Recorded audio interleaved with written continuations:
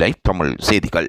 C Tamil சரிகமபாவில் பழைய black and white பாடலை தாறுமாறாக பாடி அசத்திய மக்கள் ரசிகர் என்று அழைக்கின்ற மெல்லிசை மன்னரின் வாரிசு என்று அழைக்கப்படுகின்ற திவினேஷ் தற்பொழுது பழைய பாடலுக்கு பிரபல்யம் பெற்றிருக்கின்றார். மக்கள் மனதை கொள்ளை அடித்த பேவரிட் குட்டி டிஎம்எஸ் வெளிநாட்டு கச்சேரிகளில் பழைய பாடல்களை பாடி தெரிக்கப்பட்டு வருகின்றார். ஆச்சரியத்தில் நடுவர்கள் ஆழ்ந்து போயிருக்கின்றார்கள். அவர் வெளிநாட்டில் சென்று படித்த அந்த மேடை பாடல்கள் பலரையும் கலங்கடிக்க செய்திருக்கின்றன.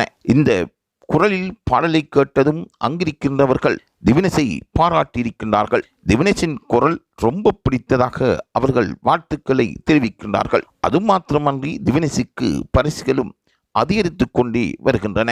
பழம்பெரும் நடிகரும் பிரபலியமிக்கவருமான டிஎம்எஸ் அவர்களின் குரலும் எம்எஸ்பி அவர்களின் பாரிஷும் என்று அவர்கள் அங்கு பாராட்டுக்களை தெரிவிக்கின்றார்கள். சரிகமபா நிகழ்ச்சிக்கு பிரபலியமிக்கவராக திவினேஷ் மாற்றப்பட்டிருப்பதும் அவரின் செல்வாக்கு இன்று வரை குறையாமல் அந்த அளவு பிரபலியமாக பேசப்படுவதும் பாராட்டத்தக்கதே. ஒவ்வொரு வாரமும் நடக்கின்ற சுற்றில் திவினேஷை ஞாபகப்படுத்தாத ரசிகர்கள் இல்லை என்றே கூற வேண்டும்.